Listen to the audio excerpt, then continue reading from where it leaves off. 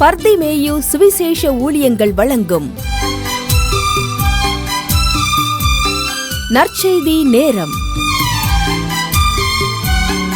தேவ செய்தி pastor R. Augustine. இந்த நாளில் உங்களோடு பேசி வருகிறேன். வைத்தியனே, உன்னை நீ குணமாக்கிக்கொள் என்று இயேசு சொன்ன ஒரு பழமொழி. இதை குறித்து பல காரியங்களை தியானித்தோம். விசுவாசிகளும் வைத்தியரா? ஆமா. ஊழியரும் வைத்தியரா? ஆமா. வைத்தியர் யாருக்கு தேவை? பிணியாளிகளுக்கு வைத்தியர் தேவை. எனக்கு அன்பான பல காரியத்தை நாம் தியானித்து வருகிறோம். வைத்தியருடைய கடமை என்ன? இப்ப தியானிக்க போறோம். உடைய வேதத்தை எங்க இருந்தாலும் சரி கையில எடுத்து வைத்துக்கொண்டு ஒரு வார்த்தையை திருப்புங்க. மார்க்கு எழுதின சுவிசேஷம் 16ஆம் அதிகாரத்திலே 1வது வசனத்தையும் 2வது வசனத்தையும் நாம் வாசிக்க. எல்லாரும் தேடி கையில் எடுத்துக்குவீங்களா? அப்படி எல்லாரும் எடுக்கிற வரைக்கும் எல்லாருக்கும் தெரிந்ததான் பாடுமா? வாரீரோ சுகந்தமிட மகிமை கிறிஸ்துவின் சடலமதை, வாரீரோ சுகந்தமிட மகிமை கிறிஸ்துவின் சடலமதை, யாத்தான் நமக்கென்றும் திறந்திடுவா சீராய் சுகந்தம் இடுவதற்கு, யாத்தான் நமக்கென்றும் திறந்திடுவா சீராய் சுகந்தம் இடுவதற்கு, வாரீரோ சுகந்தமிட மகிமை கிறிஸ்துவில் சடலமதை.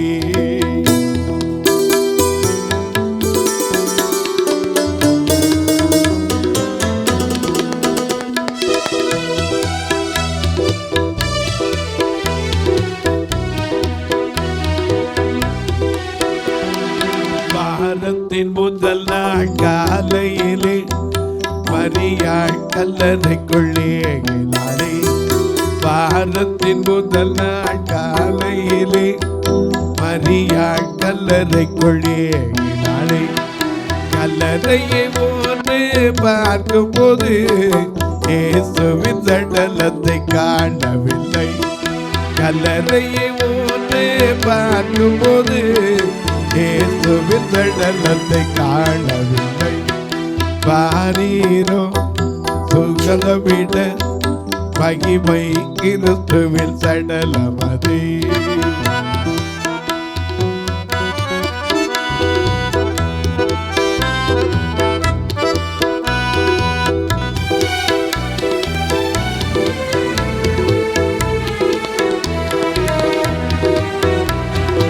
இவ்வாறேகி கையிலே இயேசு மரியாள் எல்லாரே. இவ்வாறேகி கையிலே இயேசு மரியாள் எல்லாரே.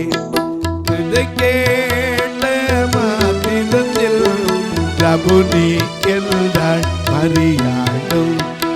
இதை கேட்ட மாத்திரத்தில் பிரபுனி என்றாள் மரியாளும்.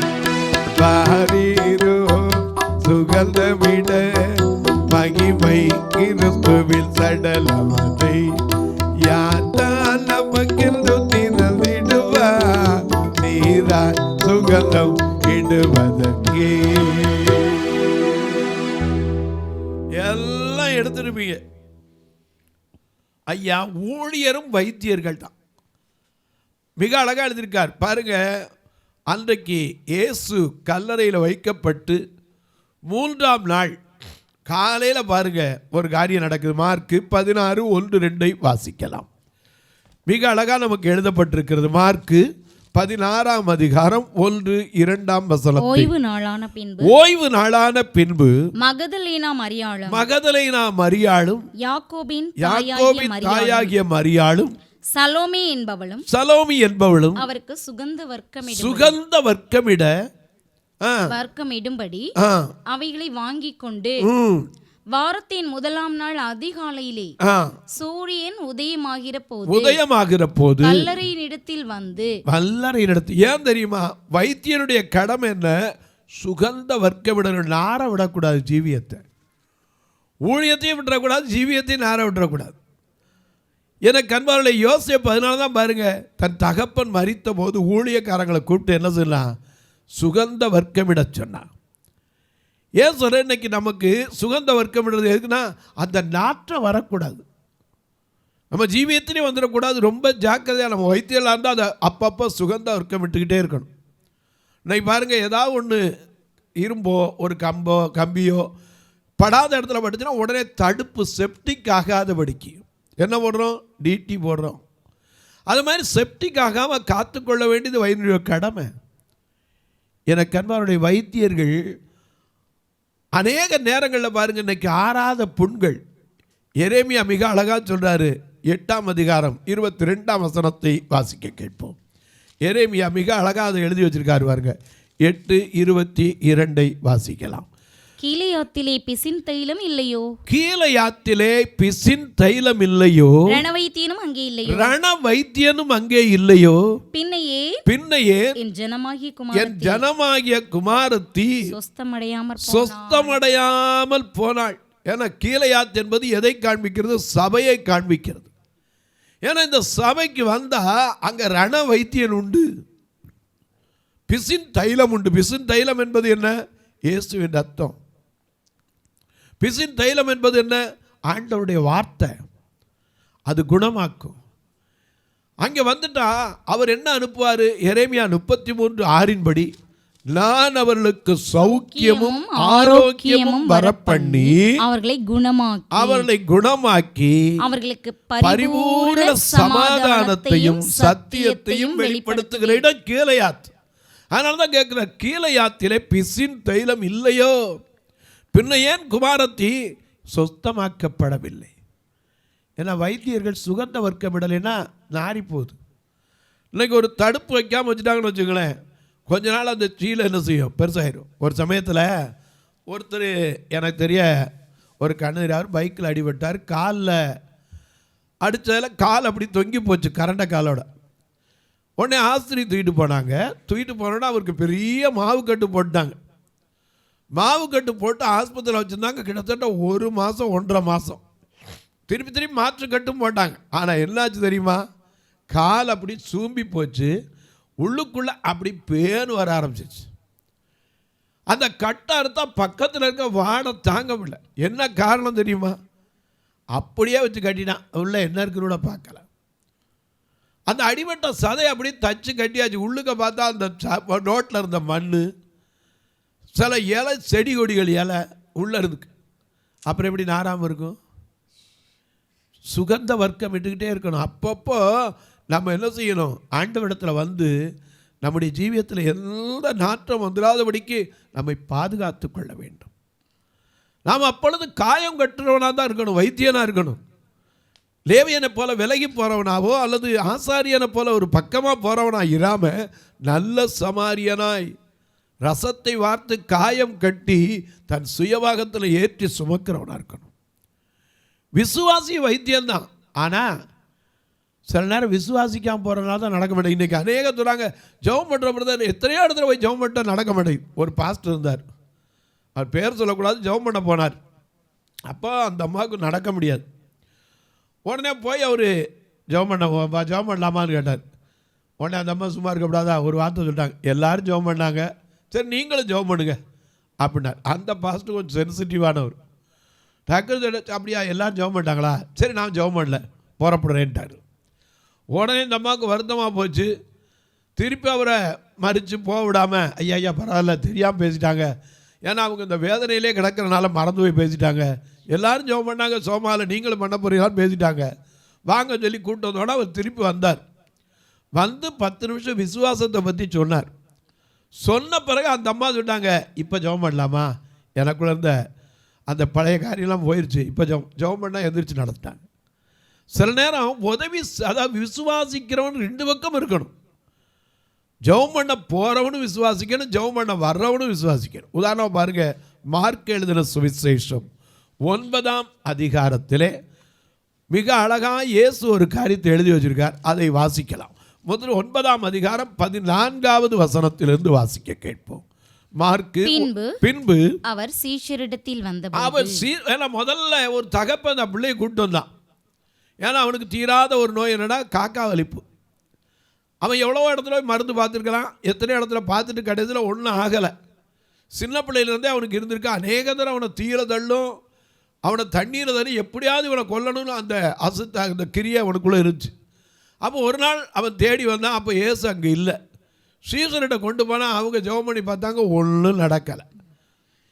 இப்படி இருக்கும்போது பரிசேயரும் சதுசேயரும் அங்கே இருந்துக்கிட்டு என்ன ஜெபம் பண்ணி நடக்கலையே தர்க்கம் நடந்துக்கிடுச்சு. இப்போ இயேசு அங்கே வர்றார். 14ஆம் வசனத்தை வாசிக்க. மார்க் 9:14. பின்பு அவர் சீஷரிடத்தில் வந்தபோது அவர்களை சுற்றி திரளான ஜனங்கள் நிற்கிறதையும் அவர்களோட வேதபாரகர் தர்க்கிக்கிறதையும் கண்டு இயேசு சத்தம் போட ஆரம்பிச்சிட்டார். என்ன சத்தம் போட்டார்? ஜனங்கள் எல்லாரும் அவரை கண்டவுடனே மிகவும் ஆச்சரியப்பட்டு அவருக்கு வந்தனம் செய்தார்கள். அவர் வேதபாரகரை நோக்கி இவர்களோட எண்ணத்தை குறித்து தர்க்கம் பண்ணுகிறீர்கள் என்று கேட்டார். சரி.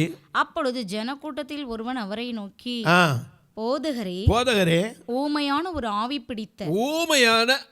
ஆவி பிடித்த என் மகனை உம்மிடத்தில் கொண்டு வந்தேன். அது அவனை எங்கே பிடித்தாலும் அங்கே அவனை அலைக்கழிக்கிறது.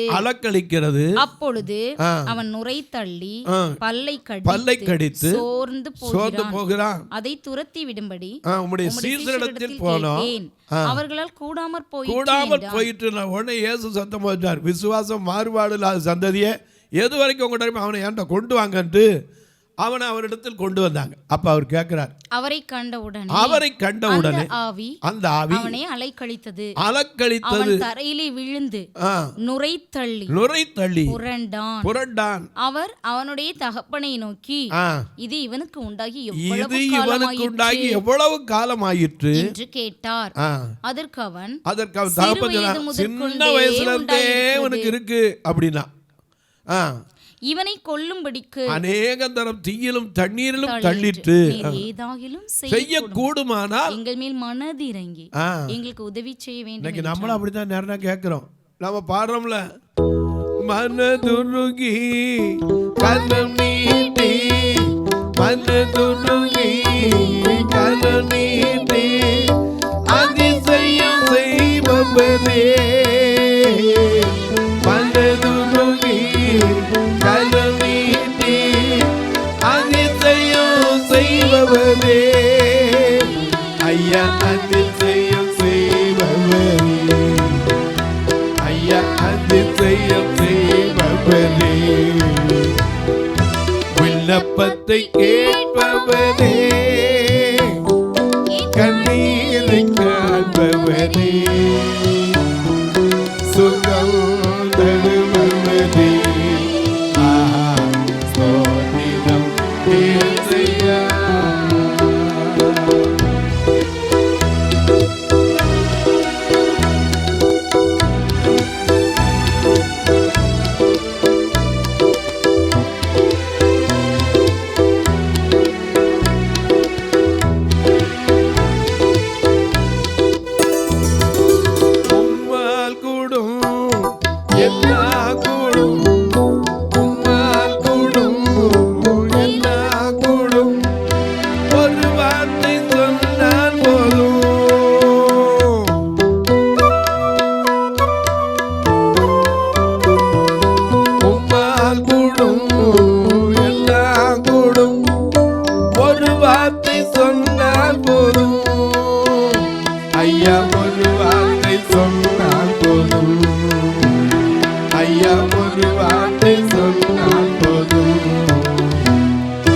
விண்ணப்பத்தை கேட்பவரே,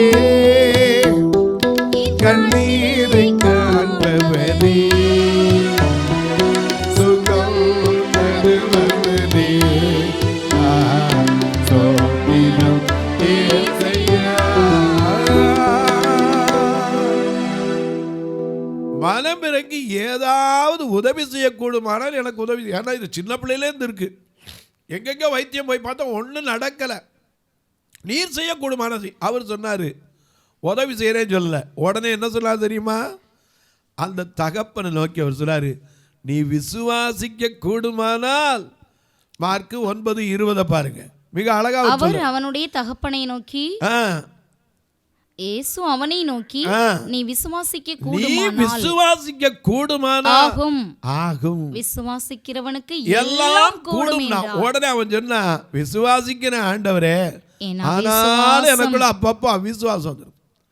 இன்னைக்கு அநேக நேரங்களில் நம்ம ஜெபிக்க போகிறோம். ஜெபம் பண்ண பிறகு நமக்குள்ள என்ன வேணும்? விசுவாசம் வேணும். சுகம் கிடைக்கும் நம்பிக்கை வேணும். அநேக நேரங்களில் நம்ம விசுவாசிக்கிறது இல்லையே. அந்த தகப்பன் சொன்னான், விசுவாசிக்கிறேன், ஆனால் என் அவிசுவாசம் அப்பப்போ வந்துடுதே. அநேக நேரங்களில் இதுதான் பிரச்சனை. நமக்குள்ள அவிசுவாசம் வராதபடிக்கு ரொம்ப நம்ம சுகந்த வர்க்க விட்டு பாதுகாக்கணும். கீழையாத்துக்கு வரணும்.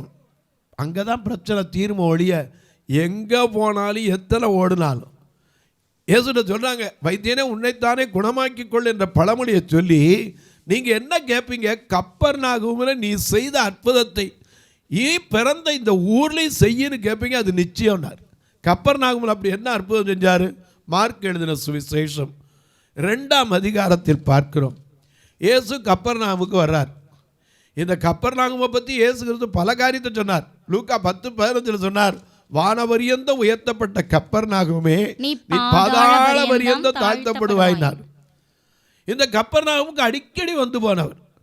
இதே கப்பர்நாகூம் தான் அவரை மலையில் விட்டு தள்ளி பார்த்த இடமும் தான். இங்கே பார்க்கிறோம், கப்பர்நாகூமுக்கு வந்திருக்கார். அப்படி இயேசு அங்கே வந்திருக்காருன்னு கேட்டோன்னா ஒரு வீட்டில் வந்து எல்லா கூட்டமும் கூடிருச்சு. கூடுனா சாதாரண கூட்டம் இல்லை. ஒருத்தர் மிதிக்கிற அளவுக்கு அந்த அறைக்குள்ளே போகிறது கூட வழி கிடையாது. சுற்றி அவரை நெருங்கிட்டாங்க. இந்த கூட்டத்தில் ஒரு 4 பேர், ஏன்னா உட்காந்து நீங்கள் அந்த மார்க் 2ஆம் அதிகாரத்தை படித்து பார்த்தீங்கன்னா தெரியும். ஒரு 4 பேர் ஒருத்தனை கட்டில் கடையாக கிடந்தவனை தூக்கிட்டு வராங்க. கட்டில் கடையாக கிடந்தவனை தூக்கிட்டு வந்தால் கிட்ட போக முடியாது. ஏன்னா சுற்றி ஆட்களாக இருக்குது. பார்த்தாங்க, அப்படியே விசுவாசத்தோட மேலே திறப்பு உண்டாக்கி கட்டில் அவருக்கு நேர படுக்கை இறக்கிட்டாங்க. இயேசு அவருடைய விசுவாசத்தை கண்டார். அதை வாசிங்க. மார்க்கு மிக அழகாக எழுதி வச்சிருக்கார் 2ஆம் அதிகாரத்தில். அவர் எதை பார்க்க? 4 பேர் சுமந்து கொண்டு வந்ததை பார்க்கல, கிட்ட வர முடியல, கூட்டமாக இருக்குங்கிறத பார்க்கல. 4 பேர் அந்த கட்டிலோடு அவனை தூக்கி அதுக்கு கரெக்டாக திறப்பு உண்டாக்கி அது வழியாக கரெக்டாக அப்படியே அவருக்கு நேரம் இறக்குனாங்க. இயேசு அவர்கள் விசுவாசத்தை கண்டு, இவன் விசுவாசத்தை பார்க்கல, அந்த தூக்கிட்டு வந்தாங்களே அவர்கள் விசுவாசத்தை கண்டு திமிர்வாதக்காரனை நோக்கி, மகனே உன் பாவங்கள் உனக்கு மன்னிக்கப்பட்டது. இன்னைக்கு பாவத்துல வியாதி இருக்கத்தான் செய்து. நம்ம அதனால தானே பாடுறோம், பாவம் உன்னை தொடருமே சாவும் கொல்லுமே, பாவம் உன்னை தொடருமே சாவும் கொல்லுமே, என்னில் பலாவும் எல்லாமே பாவம், என்னில் பலாவும் எல்லாமே பாவம்,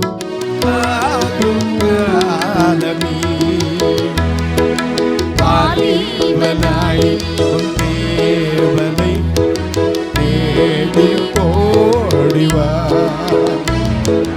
என்னில் பலாவும் எல்லாமே பாவம்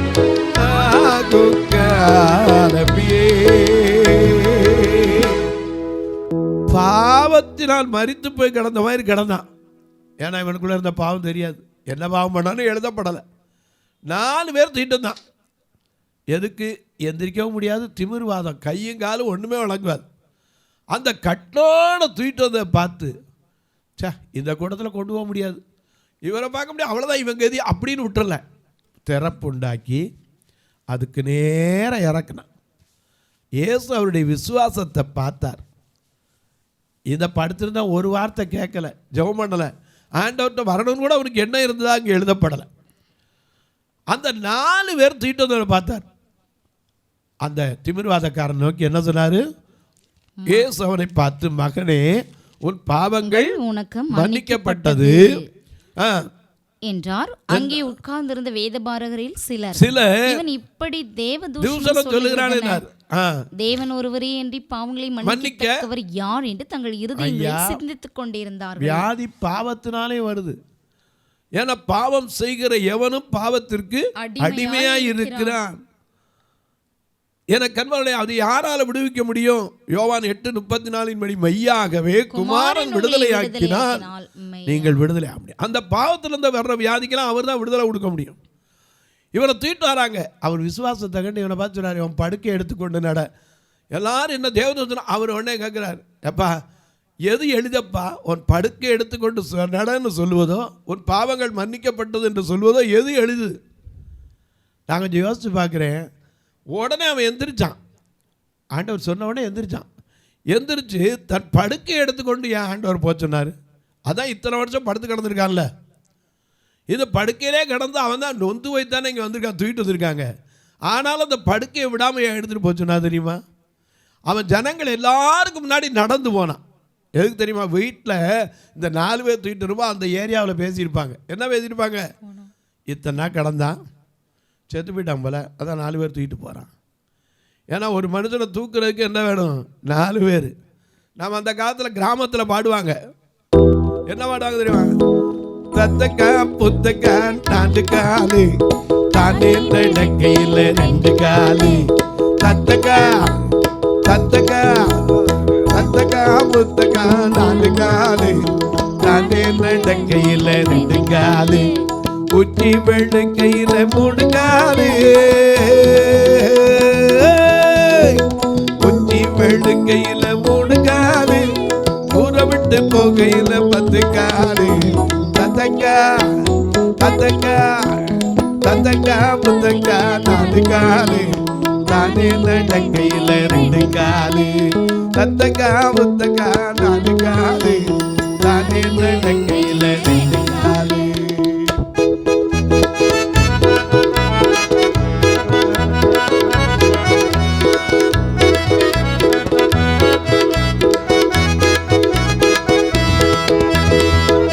வெள்ளைக்கையில 3 காலு. உச்சி வெள்ளைக்கையில 3 காலு. ஊற விட்டு போகையில 10 காலு. தத்தக்கா தத்தக்கா தத்தக்கா முத்தக்கா 4 காலு தானே நடக்கையில 2 காலு. ஹல்லேலூயா. ஒரு மனுஷனுக்கு முதல்ல தத்தக்கா முத்தக்காக்கு 4 கால் தவந்து வரான். தானே நடக்கும்போது 2 காலு. உச்சி எடுக்கும்போது கூட ஒரு குச்சி வச்சுக்கிறான். ஊரை விட்டு போகும்போது 10 கால். இப்படி 10 காலில் தூக்கிட்டு வராங்க. உள்ளே கிடக்கிற 2 கால், வெளியே 4 பேர். தூக்கிட்டு வந்தவனை பார்த்து எழும்புனார். ஏன் எந்திரிச்சு நடக்க போச்சோன்னா படுக்கையை விட்டுட்டு போக வேண்டியதானே, எடுத்துகிட்டு போனார். எதுக்கு? எல்லாரும் நினச்சிருப்பாங்க இத்தனை வருஷம் கிடந்தா செத்து போயிட்டான் போல, அதான் தூக்கிட்டு போகிறாங்க. இல்லைப்பா, இயேசு நாரி போய் கிடந்த அந்த படுக்கையும் கூட எடுத்துக்கிட்டு நடந்து போ. அத்தனை பேரும் பார்த்து இதோ வைத்தியன், அவரை பார்த்து சொல்லணும். ஆனால் அவர் வைத்தியன், அவர் பரிகாரி. அவர் சொல்லியிருக்கார்ல, உன் அப்பத்தையும் தண்ணீரையும் ஆசீர்வதிப்பேன்னு சொன்னவர் மட்டுமில்லை, உன் வியாதியை உன்னிலிருந்து விலக்குவேன்னார். பிணியாளிகளுக்கு தான் வைத்தியன், மற்றவர்களுக்கு இல்லை. இன்னைக்கு சொல்லுவேன், அடிப்படை வசனத்தை மறந்துடாதீங்க. லூக்கா 4:23 மிக அழகா எழுதியிருக்கார். வைத்தியனே முதலாவது உன்னை என்ன செய், குணமாக்கிக்கொள். பல வைத்தியரை குறித்து சொன்னேன். ஊழியரும் வைத்தியர் தான், விசுவாசி வைத்தியர் தான், காரியத்துக்கு உதவாத வைத்தியர் இருக்காங்க. அது மட்டும் இல்லை, வருத்தப்படுத்துகிற வைத்தியர் இருக்காங்க, பிரியமான வைத்தியர் இருக்கிறாங்க. இப்படி பல காரியத்தை சொன்னேன். நாம் எந்த இதில் வைத்தியர்களாக இருக்கிறோம்? இன்றைக்கு ஆண்டவரத்தில் கேட்போம், ஆண்டவரை எங்களுக்குள்ள இருக்கிற எல்லா குறைவுகளையும் மாற்றி நாங்களும் இந்த விசுவாசத்தை பார்க்கணும். நீங்களும் கேட்பீங்களா? யார் யார் எந்தெந்த இடத்துல என்னென்ன வியாதியோடு இருக்கீங்களோ அவங்களுக்காக நான் ஜெபிக்க போகிறேன். ஒருவேளை பல நாள் நீங்கள் அந்த தீராத வியாதியில் இருக்கலாம். எத்தனையோ பேர் சொன்னீங்க 9 மாதமாக கால் அசைக்க முடியாமல் வலது கால் விளங்கலையா, கை செயல்படலையா. சில சொன்னீங்க, ஐயா இருதயத்தில் ஐயோ சாயந்தரம் ஆனால் எனக்குள்ளே என்னமோ மாதிரி வருதுயா, பயத்தினாவே இருக்குது. சில சொன்னீங்க தலைவலி, எந்த வியாதியாக இருந்தாலும் சரி ஒவ்வொன்றுக்கும் ஒரு டாக்டர். ஆனால் இதுக்கு ஒரே டாக்டர் இயேசு தான். லூக்கா 4ஆம் அதிகாரத்தில் நம்ம வாசிக்கும் போது மிக அழகாக 40ஆம் வசனத்தில் அவர்கிட்ட எல்லா வியாதிக்காரங்களையும் கொண்டு வந்தாங்க. மார்க் 1:32 வாசிக்கும் போது சூரியன் அஸ்தமிக்கும் போது சகலவித நோயாளிகளையும் கொண்டு வந்தார். அவர் எல்லாரையும் சுகப்படுத்தின பரம வைத்தியர். இன்றைக்கு உங்களையும் சுகப்படுத்துவார். நீங்களும் நானும் சொல்ல வேண்டியது என்ன தெரியுமா? கர்த்தாவே உம்மை நம்பி இருக்கிறேன், ஒரு காலம் நான் வெட்கமடையாதபடி செய்யும். அதைத்தான் சொல்லுங்க. சங்கீதக்காரன் சொல்லான, நானோ கர்த்தாவை உம்மை நம்பி இருக்கிறேன், நீரே என் தேவன் என்று சொன்னேன். என் காலங்கள் உம்முடைய கரத்தில் இருக்கிறது, என் சத்துருக்களின் கைக்கும் என்னை துன்பப்படுத்துவனுடைய கைக்கு நீங்களாக்கி தப்புவியும் சொல்லி உங்களுக்காக நான் ஜெபிக்க போகிறேன். அதுக்கு முன்னாடி உங்களுக்கு எந்தெந்த இடத்துல வியாதி இருக்கோ, அது எப்பேற்பட்ட வியாதியாக இருக்கட்டும், எந்த தீராத வியாதியாக இருக்கட்டும், கண்ணில் இருக்கட்டும், தலையில் இருக்கட்டும், இருதயத்தில் இருக்கட்டும், ஒருவேளை ரத்தத்தில் இருக்க புற்றுநோயாக இருக்கட்டும், நீங்கள் எந்த இருந்தாலும் அந்த கையை விசுவாசத்தோடு வச்சு, அதிகாரம் நம்ம கையில் கொடுத்துருக்கார். வேதம் சொல்லுது, உன் கைகளை வைப்பீங்க அவள் சுகமாவார்கள். இன்றைக்கு அப்படியே வைக்கும்போது ஐயா தினகரன் அடிக்கடி ஜெபம் பண்ணுவார், நான் மண்ணான கையை வைக்கிறேன், உங்கள் ஆணி பாய்ந்த கரத்திலிருந்து வல்லமை இறங்கி இவர்களை குணப்படுத்தட்டும் பாரு. அப்படியே ஒவ்வொருவரையும் குணப்படுத்தட்டும். தொலைக்காட்சியில் பார்க்கிறவர்களே, ஒரு வார்த்தை எதுக்காக ஜெபம் பண்ணீங்களா? ஒவ்வொரு நாளும் வர்றதுக்கு படுகிற வேதனை கர்த்தர் அறிவார். நீங்கள் இதற்காக ஜெபிங்கள். இந்த நிகழ்ச்சி தொடர்ந்து வரணும், அதற்கான தேவைகள் சந்திக்கப்படணும். ஐயா நீங்கள் கேட்கலாம், இதை பல வருஷமாக பார்த்துக்கிட்டு இருக்கோம், எப்படியா இதுக்கு உதவி செய்கிறது? இதில் 2 ஃபோன் நம்பர் வரும். அதில் ஜிபே ஃபோன்பே உண்டு, நீங்கள் தொடர்பு கொள்ளலாம். அல்லது ஒருவேளை என்கிட்ட கேட்டாலும் உங்களுக்கு வழி சொல்லுவேன். உங்கள் ஜெபக்காரி எது இருந்தாலும் காலை 10லேருந்து 5 மணிக்குள்ளே சொல்லலாம். எனக்கு கண்வாருடைய ஒருவேளை நாங்கள் வந்து பார்க்கலாமா? தாராளமாக. உங்கள் பகுதியில் ஒருவேளை இப்படிப்பட்ட ஒரு கன்வென்ஷன்கள் வைக்கணும்னு ஆசைப்பட்டு எத்தனையோ பேர் கேட்குறீங்க, தாராளமாக சொல்லுங்கள், முன்னாடி சொல்லுங்கள், ஒழுங்கு பண்ணிட்டு வாங்க. இப்போ உங்களுக்காக ஜெபிக்கட்டுமா? நல்ல பிதாவே, நன்றியோடு துதிக்கிறோம். வைத்தியனே, உன்னை நீ குணமாக்கிக்கொள் என்று சொன்னீர். ஐயா, நீ திடப்பட்ட பின் உன் சகோதரனை திடப்படுத்து என்றீர். நாங்கள் மற்றவர்களை திடப்படுத்தும் முன்னாலே எங்களுக்குள் இருக்கிற பல காரியங்கள், கசப்பு, வெறுப்பு, வைராக்கியம், கோபம், ஐயா எல்லாவற்றையும் தள்ளி உமக்குள்ளே இன்னும் வளர என்னை எங்களை தகுதிப்படுத்தும். இந்த ஊழியத்தை தாங்குகிற, ஜெபிக்கிற, கொடுக்கிற எல்லா மக்களையும் ஆசீர்வதியும். இயேசுவின் நாமத்தில் ஜெபிக்கிற நல்ல பிதாவே, ஆமென். சபை ஆராதனை ஞாயிறு காலை 10 மணி முதல் 12 மணி வரை. இடம் பர்திமேயு சுவிசேஷ ஆலயம், அன்னை சத்யா நகர், இளமனூர் அஞ்சல், சக்கிமங்கலம் வழி, மதுரை மாவட்டம். பின்கோட் 625201 மற்றும் பர்திமேயு சுவிசேஷ ஜெப வீடு, plot number 107, Eden garden, Muthur, Tirunelveli. Pincode 627011. சிறப்பு உபவாச கூட்டம் ஒவ்வொரு மாதமும் 2வது சனிக்கிழமை காலை 10 மணி முதல் 1 மணி வரை நாகர்கோவில் YMCA ஹாலில் வைத்து நடைபெறுகிறது. மற்றும் ஒவ்வொரு மாதமும் 4வது சனிக்கிழமை காலை 10 மணி முதல் 1 மணி வரை திருநெல்வேலி புதிய பேருந்து நிலையம் அருகில் உள்ள கிரேஸ் ஹாலில் வைத்து நடைபெறுகிறது. எங்கள் எல்லா ஆராதனைகளிலும் கலந்து கொண்டு தேவனை மகிமைப்படுத்த அன்பாய் அழைக்கிறோம். உங்கள் உதாரத்துவமான காணிக்கைகளினால் இவ்வூழியத்தை தாங்க விரும்பினால் R Augustine, account number 5021364331, IFSC code IDIB 000B066, Indian bank, BP Kulam, Madurai. GPay number 9842181917, BGM ministries மற்றும் 9442559772, பிளைண்ட் மினிஸ்ட்ரீஸ் அகஸ்டின். உங்கள் தொடர்புக்கு பாஸ்டர் ஆர் அகஸ்டின், பர்திமேயு சுவிசேஷ ஊழியங்கள், நாகமலை, புதுக்கோட்டை, மதுரை 625019. தொலைபேசி எண்கள் 9842181917 மற்றும் 9442559772. கர்த்தர் தாமே உங்களை ஆசீர்வதிப்பாராக.